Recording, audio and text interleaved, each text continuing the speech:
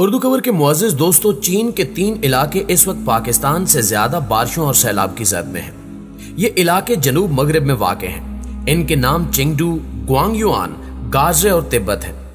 चिंगडू की वादी शीलिंग में 24 घंटों में 165.1 मिलीमीटर बारिश हुई। ये इलाका स्याती है और यहाँ हर साल 70 लाख से ज्यादा से आते हैं। ये भी बुरी तरह सैलाब से मुतासिर हुआ, लेकिन आप चीन का कमाल देखिए। हुकूमत ने एक रात में 47,000 लोगों को मुतासरा इलाकों से निकाला, महफूज ठिकानों पर पहुंचाया और इन्हें खाना, इदवायात और कपड़े भी फराहम कर दिए। और मकामी और बैनुल अक़वामी किसी तंजीम से इमदाद की अपील भी नहीं की। और इस सारे ऑपरेशन बारिश और सैलाब के दौरान किसी किस्म का कोई जानी नुकसान नहीं हुआ, जबकि इसके मुकाबले में हमारे मुल्क का 30% हिस्सा पानी में डूबा हुआ है। कोयटा शहर की तमाम सड़कें, पुल और मोबाइल फोन टावर्स टूट गए हैं। बिजली, गैस और पानी भी बंद है और एटीएम और बैंक्स भी जवाब दे गए हैं। सूबाई दारुल हुकूमत का बाकी मुल्क से अमलन राब्ता टूट चुका है। दूसरे इलाकों की सूरत हाल भी इससे मिलती जुलती है। नाज़रीन, मुतासरीन की तादाद 3 करोड़ 30 लाख हो चुकी है। ये गिलगित बल्तिस्तान से लेकर गवादर तक आसमान की तरफ देख रहे हैं और आहोजारी कर रहे हैं। सवाल यह है कि चीन हो, ईरान हो, तुर्की हो, मलाइशिया हो या फिर बाकी दुनिया हो, सैलाब, जलजले और खुश्क साली वहां भी आती है, लेकिन ये अपने लोगों को इन आफतों से बचा भी लेते हैं और दूसरों की मदद के बगैर इन्हें बहाल भी कर देते हैं। मगर कैसे? जबकि हम हर आफत, हर मुसीबत में अपने लोगों को मौत के हवाले करके इमदाद इमदाद की सदाएं लगाने के लिए निकल खड़े होते हैं। हम इसे भी भीख का बहाना बना लेते हैं। क्यों? क्या दूसरी अक़वाम सुपर ह्यूमन है या फिर हम इंसानों की कोई पस्त तरीन शक्ल है? आखिर हमारा इशू क्या है? हम शायद आज तक अपनी कौम को आफतों का सामना करने के लिए तैयार नहीं कर सके। आग लग जाए, पानी आ जाए या कोई हादसे का शिकार हो जाए, हम में से किसी शख्स को इससे निमटना नहीं आता। दूसरा, हुकूमत ने भी आज तक हादसों और आफतों से निमटने के लिए कागजी मंसूबों के अलावा कुछ नहीं किया। हमने कौमी सतह पर एनडीएमए और सूबाई लेवल पर पीडीएमए बना दिए, लेकिन ये भी नाम के इदारे हैं और ये हलाकतों का डाटा जारी करने के अलावा कुछ नहीं करते। हालत यह है कि हम आज तक मुल्क में मुखय्यर हजरात की फहरिस्त तक नहीं बना सके। हुकूमत को चाहिए था कि ये आफतों के दौरान कम अज कम 5,000 से 1 करोड़ रुपए तक इमदाद देने वाले मुखय्यर हजरात और फैमिलीज का डाटा और टेलीफोन ही जमा कर लेती, ताकि मुसीबत की इस घड़ी में हमें चंदे के लिए अपीलें न करना पड़ती। हुकूमत मुल्क भर के तमाम कॉल सेंटर्स को डाटा और बैंक अकाउंट देती और दोनों में इमदादी रकम जमा हो जाती। हम क्यों हर बार हर आफत में इमदादी कैंप लगाकर बैठ जाते हैं? क्या हम 75 बरसों में यह भी नहीं कर सकते थे? दूसरा, मुल्क में दावत इस्लामी, सीलानी ट्रस्ट, अखुवत, कारवान इल्म फाउंडेशन, ईदी, छिपा, तबलीगी जमात, जमात इस्लामी और अंजमन तुलबा इस्लाम जैसी सैकड़ों तंजीमें और गैर सरकारी इदारे मौजूद हैं। मुल्क में 2.5 लाख से ज्यादा स्कूल और 3.5 करोड़ से ज्यादा तालिबे इल्म भी हैं। हम अगर इन तंजीमों और इदारों के कारकुनों के लिए रेस्क्यू वर्क की ट्रेनिंग लाजमी करार दे दें, हम अगर इन्हें आग बुझाने, जख्मियों को उठाने, सैलाब में घिरे लोगों को निकालने और जरूरतमंदों तक खुराक पहुंचाने और बीमारों और जख्मियों की मदद की ट्रेनिंग दे दें और इन सब की फहरिस्तें अपने पास रख लें और जरूरत के वक्त इन्हें तलब करके काम पर लगा दें, तो हमारे पास 2-4 करोड़ लोगों की फोर्स तैयार हो जाएगी। हम अगर मुल्क भर के असातिज़ा को डिजास्टर मैनेजमेंट सिखा दें, तो भी हमें यूएन का इंतजार नहीं करना पड़ेगा। और तीसरी चीज, दुनिया के बेशुमार मुल्कों में हर घर में डिजास्टर और रिपेयरिंग के आलात जरूर मौजूद होते हैं। क्या हम कौम को घरों में रस्से, सीढ़ियां, फालतू बाल्टियां, हथौड़ियां और गैंतियां रखने के लिए भी तैयार नहीं कर सकते? हम ये असूल ही बना लें कि मुल्क का हर मिडिल क्लास शख्स अपने घर में एक टेंट जरूर रखेगा और वो ये मुश्किल के वक्त मुतासरा इलाकों में भिजवा देगा। हम टेंट मालकान की फहरिस्तें मुख्तलिफ एनजीओज को दे दें और एनजीओज के कारकुन जरूरत के वक्त टेंट जमा करके मुतासरीन तक पहुंचा दें। क्या हम ये भी नहीं कर सकते?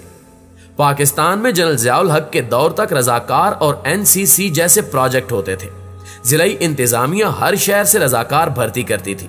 ये लोग मुश्किल वक्त में पुलिस और सिविल इंतजामिया की मदद करते थे। ये प्रोजेक्ट आज भी चल रहा है, लेकिन सिर्फ कागजों में। कॉलेजों में एनसीसी के जरिए तालिब इल्मों को मिलिट्री ट्रेनिंग दी जाती थी। ट्रेनिंग मुकम्मल करने वाले तालिब इल्मों को 20 नंबर इजाफी मिलते थे। ये दोनों प्रोजेक्ट शानदार थे।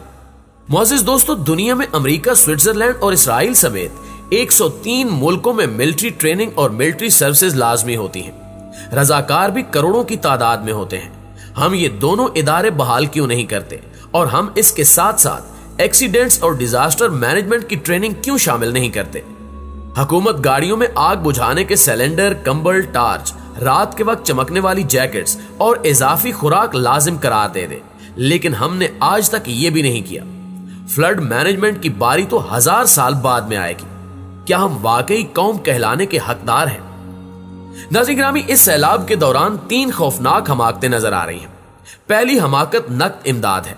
हम मुतासरीन को बराह रास्त नकद इमदाद भिजवा रहे हैं, जबकि मुतासरा इलाकों के तमाम बैंक्स, ATM और इजी कैश के सेंटर्स पानी में डूब चुके हैं। लिहाजा मुतासरीन को रकम कैसे मिलेगी, और अगर ये मिल भी जाए तो क्या सामान खरीदने के लिए दुकानें और मंडियां खुली हैं, और क्या सड़कें, पुल, ट्रांसपोर्ट और गाड़ियां मौजूद हैं?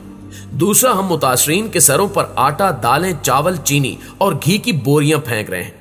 हुकूमत हेलीकॉप्टरों के जरिए बोरियां दाग रही है, जबकि NGOs कश्तियों के जरिए खुश्क राशन पहुंचा रही हैं।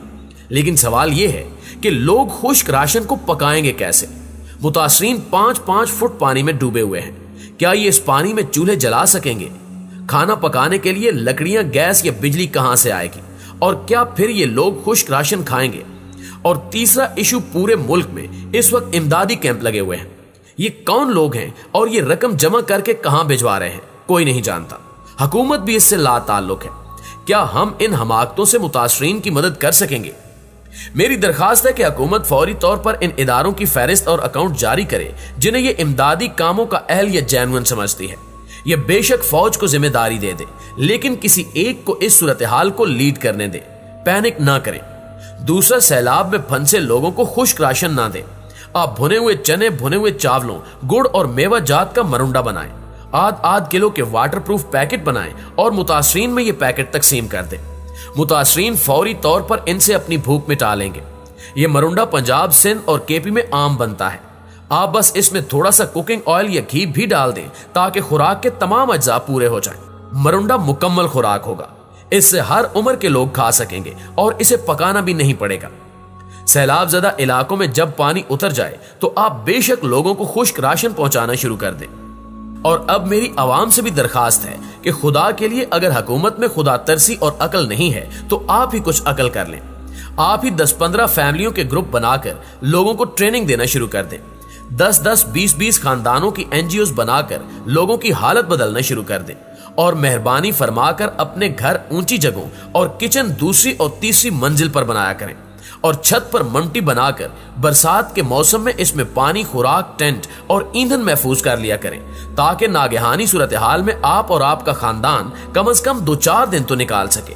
और आप ये बंदोबस्त करने के बाद दूसरे लोगों को बता और समझा दिया करें ताकि ये भी आफतों से बच सके।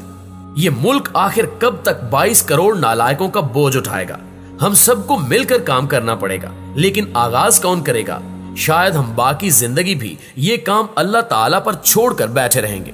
आखिर में दुआ है कि अल्लाह ताला हमें हिदायत दे। आमीन सुम्मा आमीन। मुअज़्ज़िज़ दोस्तों, ये वीडियो देखने के बाद अपने दीगर दोस्तों के साथ भी शेयर कर दीजिएगा ताकि वो भी इन मालूमात से इस्तेफादा कर सके। इंशाअल्लाह आपसे मुलाकात होती है अगली वीडियो में। तब तक अपना और अपने प्यारों का ढेर सारा ख्याल रखिएगा। अल्लाह निगहबान।